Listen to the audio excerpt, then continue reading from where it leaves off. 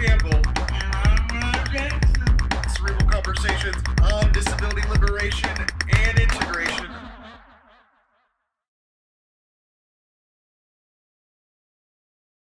Hello, everybody, and welcome to Cerebal Conversations, Episode 5, Cerebral Conversations on Disability Liberation and Integration. I'm CJ Campbell. And I'm Ron Jackson. Ron, let's get cerebral. Let's do this. So, I've had a pretty good week.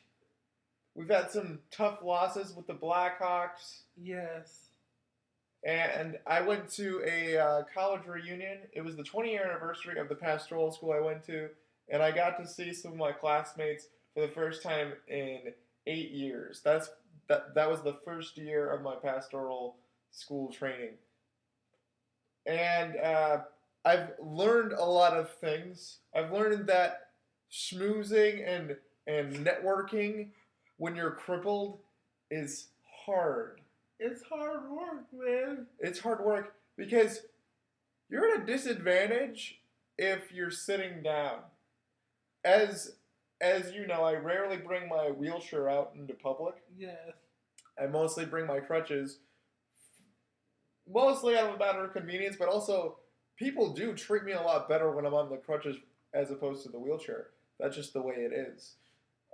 So I brought my crutches, and I was on my feet for an hour and a half straight, and then periodically throughout the night, because if you're sitting down at a table, people aren't going to come up, and I had business cards ready. I was telling people about our projects, about my upcoming book, about, speaking and about what we're doing here on the show. Right. And so I just had business cards going on, and I was just like, I can't sit down. If I sit down, it's not going to happen.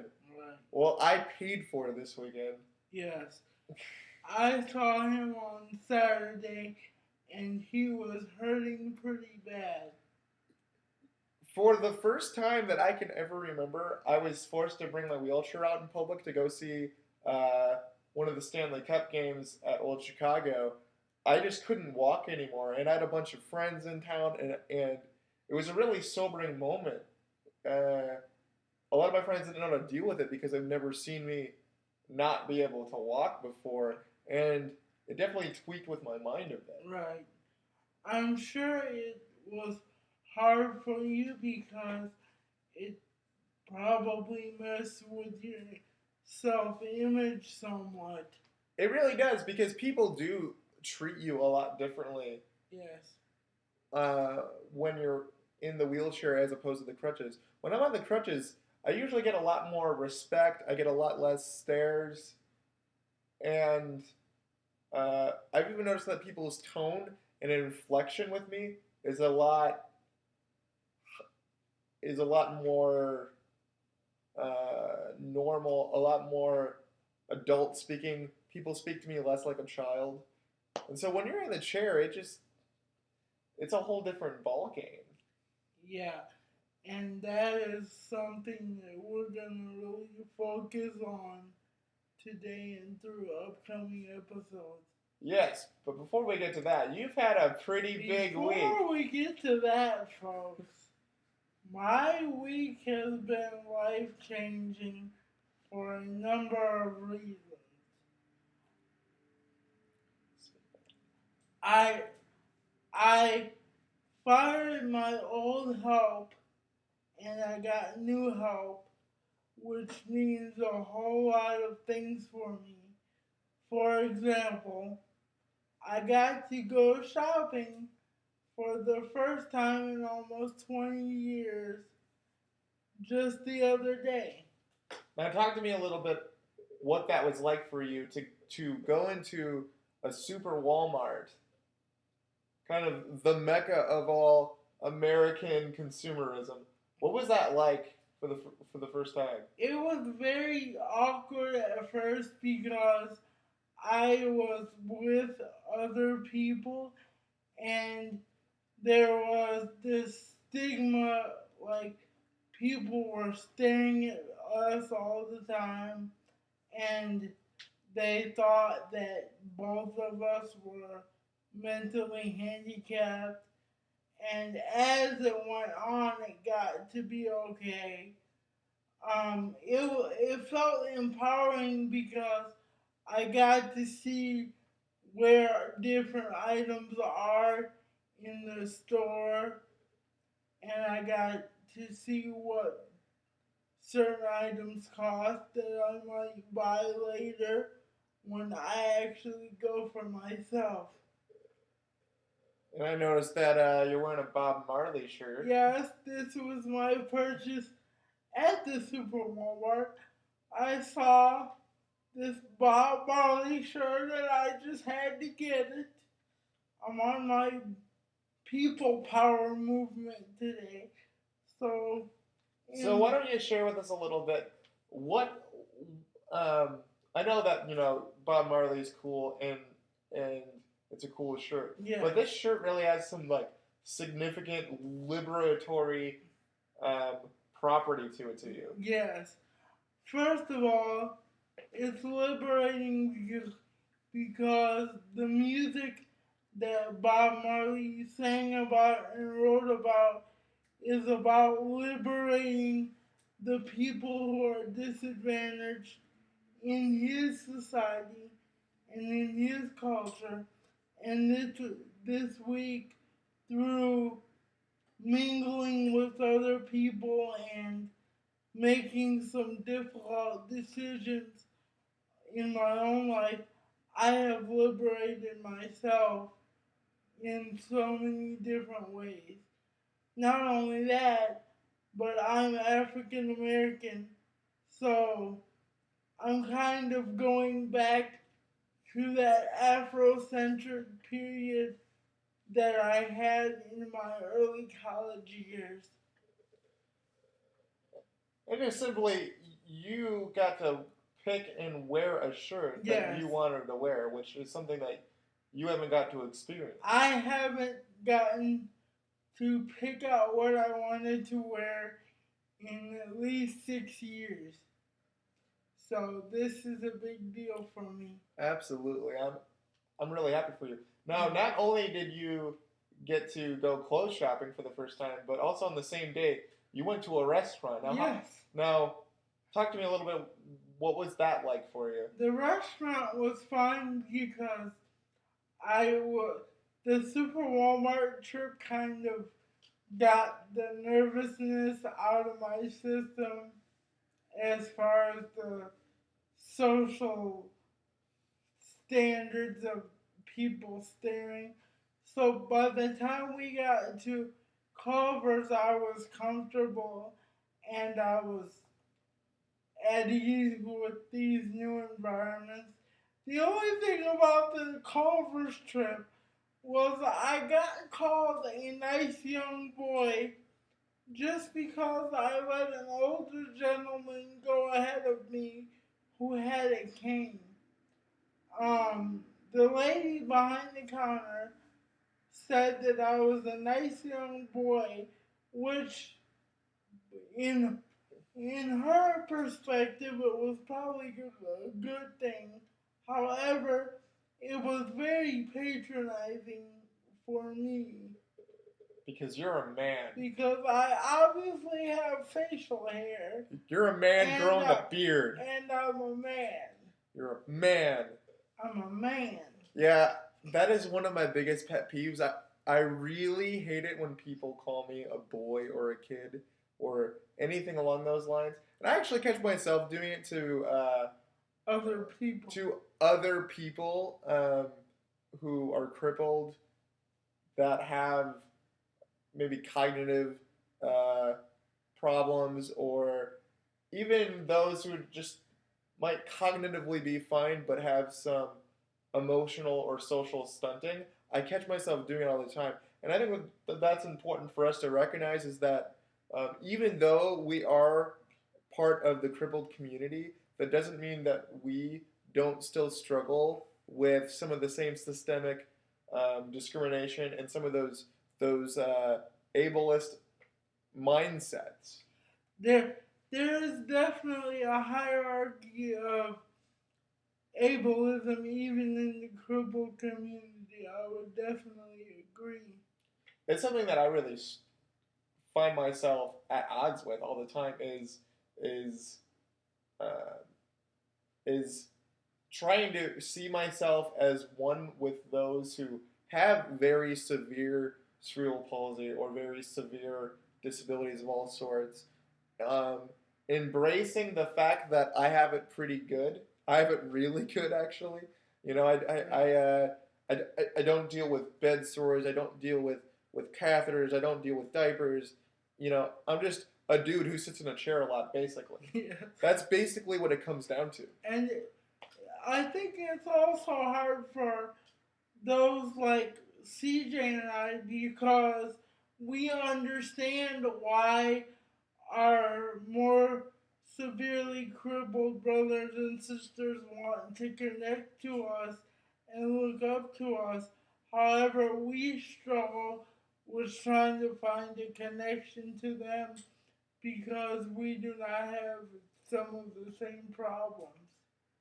Yes, like disability in definition is very broad, and the stigmas surrounding it are different for all people, and that's one of the biggest struggles that we have. Uh, Before we go on to this week's topic, which actually ties into what we were just talking about, I just want to say I am so happy for you, Ron. It is unbelievable to know you for the last 2 years, to be talking to you about these about disability liberation and working with you through these mindsets over the last 2 years, and just to see you blossom and to be fighting for yourself. I mean, if you guys could have seen Ron Jackson the first day that I moved into this building, you would not recognize the man that I sit next to, my very close and dear friend. And I want people in the crippled community as well as an able community who are struggling with liberation to know that it is possible to overcome some of those mindsets, and it will take a long time, but the first step is the biggest step, and once you are over that, you can accomplish anything else. Absolutely, because for you, uh, you you were in a bit of an unhealthy situation. Yes. You weren't in the worst situation. I've seen much worse with personal care assistants and stuff like that. But these people were the closest thing that you had to family because um, your mother's passed away for a few Yes. years now, and Yes. then your dad's never really been a part of your life. Yes. So this family is the only family you've really known. And like CJ said, I've had worse.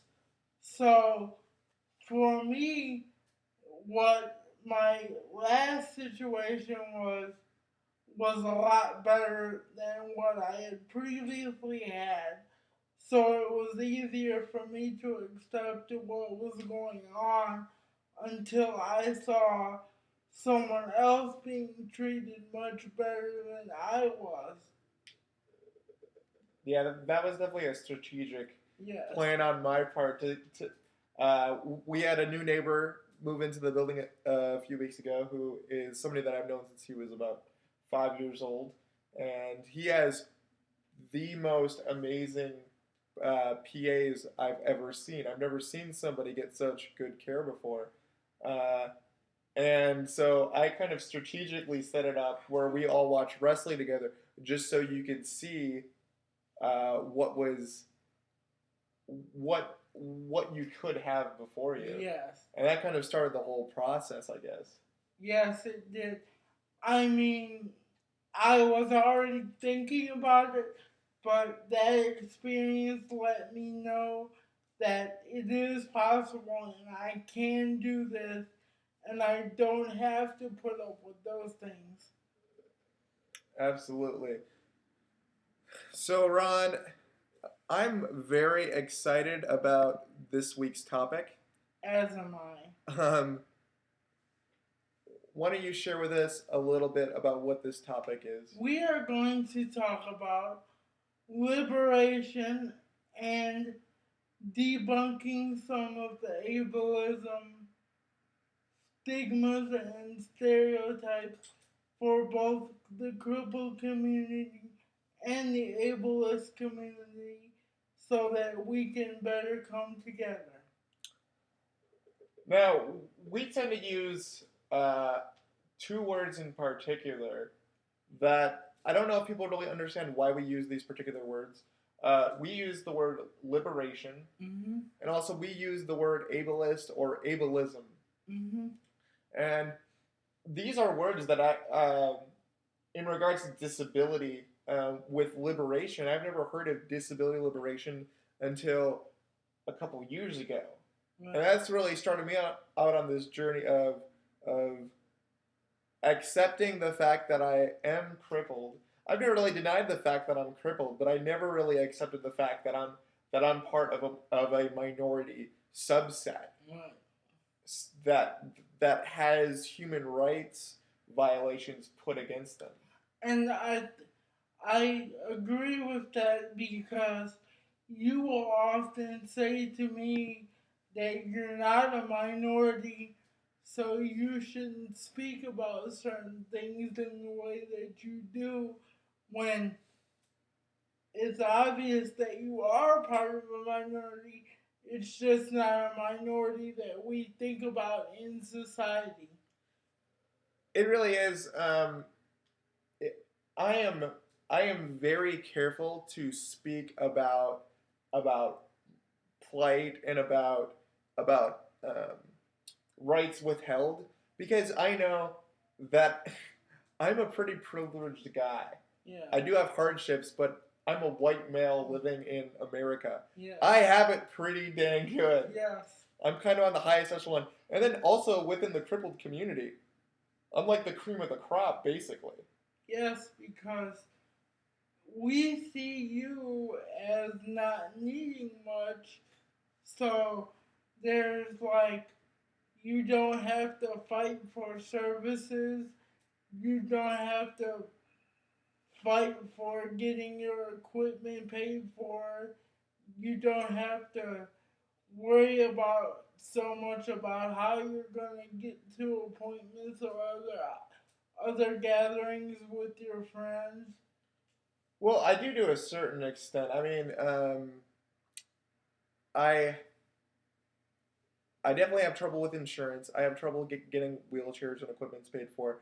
I do have trouble getting to appointments. Actually, I have to try to find rides often at the last minute.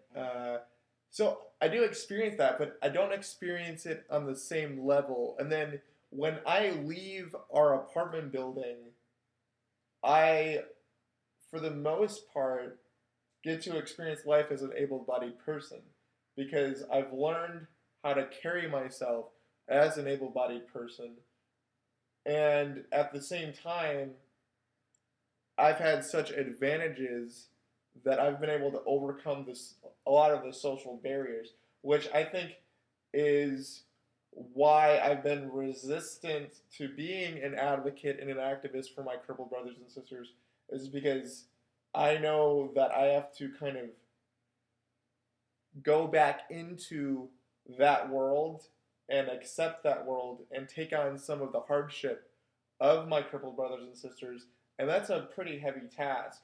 And I almost kind of liken it to the sense of in the Civil War period and the times of slavery here in the United States as a freed slave, an escaped slave, choosing to go back and free other slaves. And I'm not saying that our plight is the same, but I feel kind of that Harriet Tubman sort of parallel where in the last few years I've decided, no, like I'm gonna go back. I'm not gonna live my life as an able-bodied man and just pretend that things are okay when they're not. So when we talk about disability liberation, we're not talking about liberating ourselves from disability. We're talking about liberating ourselves from the stigmas and the structures politically and socially around the collective understanding of disability. Right. And like I mentioned before with the restaurant example, that type of language and mindset is what we're trying to change and what we're trying to get people to understand is not necessary if you're an adult or even if you're a child. You do not need to try to accommodate what you think the person is going through with your speech or with your actions. Ask them first. That's a big one. That's a big one. So now, ableism or ableist, that is a word that I didn't hear until about a year ago. And that really woke me up to a lot of things. Now, ableism is the preferential treatment or the discriminatory treatment against someone who is not able-bodied. Uh, the actual the actual dictionary definition is discrimination in favor of able-bodied people. It's similar to sexism or racism. It's preferential treatment of somebody who has a quote-unquote able body. Right. Uh, and once I heard that is an actual thing, I found a lot of empowerment through that. My able-bodied friend Peter um, was the first kind of make me aware of that word existing, and just the fact that that word existed, I was like, oh, so that's a like these aren't just thoughts in my head that able-bodied people get preferential treatment. This is like this isn't just in my head. This is a real recognized thing. And just in that moment, all of a sudden that opened up the door for me. And that really started me on where I am today.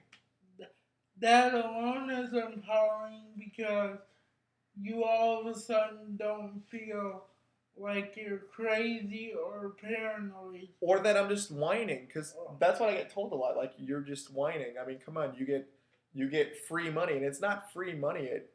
It comes with some heavy costs. It just doesn't come with the same sort of relationship that you have with your money. My money comes with these ties where it's, well, you can only have this much money in your bank account. You can't do this and you can't do that. So it comes with some heavy ties. This money isn't free, and I was left with no options. I mean, I fought to never be on SSI and to be labeled by the government as disabled. Yes, and for people like me, it's even heavier because if you are trying to liberate yourself from the system dichotomies, you have to fight extra hard to prove that you're able to sustain yourself to the government and to the people in your community as well as to yourself because you're taught for however long that you can't survive without help, and whatever help you do receive has to be good enough. It's it's a struggle, and part of the problem is the collective understanding. The definition of disability is so broad. I mean, not only are there physical disability, but then someone can be disabled that has cognitive disabilities or development, developmental disabilities, and then you can just have people that have back pain or chronic pain issues Or chronic neuropathy. or chronic sickness or just all sorts of things. So it's like it's so broad that there's just all sorts of labeling. And I think that labeling is important. I think that labeling, when you're speaking in a general sense, can help bring understanding. Um, it's it just becomes a bit difficult when it's so broad. Um, Now, there are a lot of terms, and when I'm speaking with my able-bodied friends, they often struggle with well, what kind of word do I use to explain what you go through? So there's like plenty of words. There's disabled. There's handicapped, special needs, physically challenged, uh, all sorts of The other ones. the Special, just in general. the short bus, you know. Um, There's now, but we use the word crippled, yes, which a lot of people don't like. yes. A lot of people are kind of taken aback when we use the word crippled. They believe that we're using that word is demeaning to ourselves and to people like us. Yeah, but personally for me, I find the word empowering on a number of levels. For one, I love the starkness of it. When I use the word crippled and you see people's faces, it kind of sends this message of like, I'm not going to pretend that you and I are different. Yeah. And I think that is a big problem in the crippled community, especially because they want so badly to be equal that they try to pretend that they are and not realize that the empowerment should come from recognizing and accepting that you are different and you are an individual and that's perfectly okay. And on another level, I find the word crippled to just be an empowering word because it also brings a bit of humor. Like I do cripple jokes all the time, and it breaks down that wall. But also, a lot of the idea and the structures around and the understanding around disability is decided by able-bodied people, and they're deciding what is politically correct. They're deciding all these things. And here's the deal. I don't like all those other labels. I don't like being called disabled because it makes me sound like I'm broken. Mm-hmm. I'm not a broken person. Uh, handicap. A lot of people don't know the history behind the word handicap. I find it incredibly demeaning. What it came from is in the early parts of the Industrial Revolution, uh, there were a lot of child workers that were working to provide for their families and adult workers that would get injured or maimed in some way, lose an arm, lose a leg, and they wouldn't be able to work anymore. So they would beg on the streets and they would hand people their caps for panhandling. And so they were called handicaps because they were handing you their cap. And so that's where that term comes from. And so it implies this kind of neediness and dependency upon charity.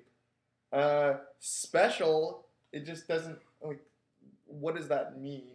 Special needs, it's like, well, everybody has special needs. If somebody's allergic to something, all of a sudden they're a special needs child. Does that really quantify things? And for me, I really hate physically physically challenged because it draws extra attention to the physical aspects of my personality and individualism, and it takes away from the person I am and my personality characteristics that I can have more control over. Yeah, well, because if somebody's physically challenged, that's like, well, okay, if somebody has a bad knee, then they're physically challenged. If somebody struggles with obesity, then they're physically challenged. But but in regards to the social understanding of what you and I experience, we're very different than somebody who struggles with obesity. Yeah. And so I find that like crippled just kind of makes sense. Yes, Because I, it's like, oh, like that guy's legs doesn't work. Okay, well, yeah, he can't walk. Got it. it doesn't mean that we're not adequate or that we don't support other labels. It just means that we're choosing to use these labels for us as an identification of who we are in that aspect of our lives. So let's start talking about some of the dangers of labeling individuals with disability. Yeah. What do you think are some of the dangers that you see? The biggest danger is when people use a broad label to define and describe a large group of people without understanding that each person is different, as we've just discussed. I think by doing that, not only do you create a power structure where there is no freedom to be your own person, but you also foster and enable some of the misconceptions that you, as an able bodied person, also fight against when people label you as far as uh, race or ethnicity or religion or things like that. I feel that with a broad definition of disability and what that means, that it really impedes our move towards liberation. Uh, and I think that there needs to be a better distinguishing criteria for the understanding of disability, because often those like us with physical disabilities get lumped together with those with de- developmental disabilities or cognitive disabilities.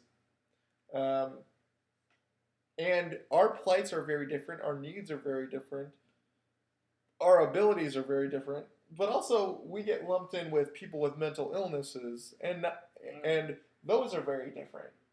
Yes. Also, we get lumped in together with people who simply can't work, and I think that there needs to be a big distinguishing understanding that there's a difference between impairment, hardship, and disability, because it comes with a different set of stigma. It comes with a different cultural understanding, and in a lot of ways, if let's say if you have a chronic back condition or some form of illness, there's a possibility for you to not have that anymore eventually. Mm-hmm. Whereas, as far as right now with science, that's not really a reality for us. We can't just choose to not have this stigma. We can't just choose to not be recognized as having a disability. So, and by government standards, disability just simply means that you can't work. So, somebody who has struggled with diabetes is put in the same categories as us, and cerebral palsy or paraplegia or spinal muscular atrophy or muscular dystrophy or MS and diabetes are very different. And I'm not saying that doesn't mean that you shouldn't have recognized rights or that you shouldn't receive SSI if you're not able to work because of illness. But we're not in the same group. We experience some of the same hardships, but we're not the same. And until we're recognized as different, then it's always going to impede the greater movement towards liberation, equality, and integration. Well said, my brother. Well said. So, what are some bits of advice that we can give regarding how to discuss people who have disabilities with while avoiding ableism? I would just, the biggest thing I would stress is that you need to attempt not to assume that just because you see someone in a wheelchair that they are retarded also. I experienced that so much. Like, people will automatically assume that I don't know what's going on around me, or I don't understand like how the world works. So I want to encourage people to try to get to know the person before you assume how they process things. The two biggest things that I think I could really say is one, and you touched on this a bit, is recognize that even if somebody has a disability, that doesn't mean that they're the same as everyone else with a disability. Even if they have the same uh, disability, like Ron and I have cerebral palsy, but as you can probably tell, unless you're not watching, is that it has affected us on a very different level, especially when you're dealing with like brain injuries, which in all technical senses of the word, cerebral palsy is a brain injury. Uh, I often deal with this with my friend Larry, who was my first youth pastor. He's always trying to like, maybe you can get a job and do this and do that, and he'll often be like, you should just go on the able-bodied bus, and it's because that he's seen one guy. I'm assuming it's one guy on that was able to use the able-bodied bus in a wheelchair, and so he assumes that then I should be able to too. Yeah. And that's something that I run into, or I'll have like people send me YouTube videos of like a guy in a wheelchair like going down a skateboarding ramp and doing a backflip. Like, see, he does it. You should be able to do it. Isn't that cool? And that would be like if I were to be like, hey, look at that able-bodied person. He climbed Mount Everest. You should do that too because he can do it. I I want people to understand that one person does not to set the entire standard for what everyone else can do or should do. It has to be within the boundaries of every individual's capabilities and ability to ask for help. Absolutely. Uh, Another big thing is if you disagree with somebody's perspective, if you're an able-bodied person and you're listening to a crippled brother or sister's story, is don't assume that it's not that way, and also don't assume that their experience is the only experience. I run into that a lot. People are like, "There's no way that that the system is this way," and it's like, well, how do you know if you don't experience what we experience? And just be open to it. Be in a place to understand, and also be willing to connect. It's not that hard to connect to somebody with a disability because they're freaking human beings. Yes, we are still human beings. We ride around on wheels that are not gas, but we are still human beings that experience a lot of the same things that you would on a daily basis. We just require more help and assistance. I think that one of the most interesting things about disability that I noticed that able-bodied people have not connected to, and I think that that's one of the reasons why disability has such large stigmas is that there's so much fear based around it because uh, disability is the one minority subset that everyone will eventually become a part of. Eventually, your body will give out on you. Some of you, it'll be quicker than others. Some of you are going to have accidents. Some of you are going to develop genetic disorders. Some of you are going to get old and you will die. But before you die, your body's going to give out on you. You will not be able to walk anymore, and you may be pissing yourself. So just get prepared for it. Yes. Uh, and real quickly, just because we use the word crippled, don't feel like you have to. I just had an able-bodied friend who was like, "Is it okay if I use crippled?" I was like, "Yeah, just use it with caution because another crippled brother or sister, they might not like that word. They actually might prefer handicap, or they might prefer persons with disability, And or any sort of those things." in fact, I can probably speak to this more than CJ. Most people who are in wheelchairs hate the word crippled. They hate it because they don't understand or they haven't been given the opportunity to recognize the empowerment behind us using it.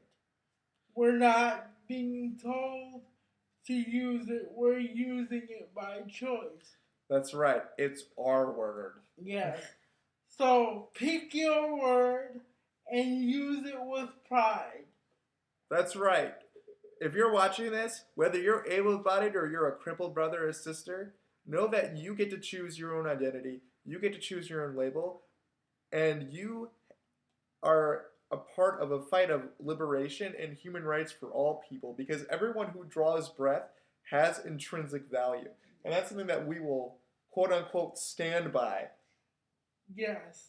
Everyone is equal in the sense of humanity. Yes. So don't give that up. So what we're fighting for, what we fight for as we talk about disability liberation, is that we're saying yes, all men, all women are created equal. However, all men are not born into equality. All women are not born into equality.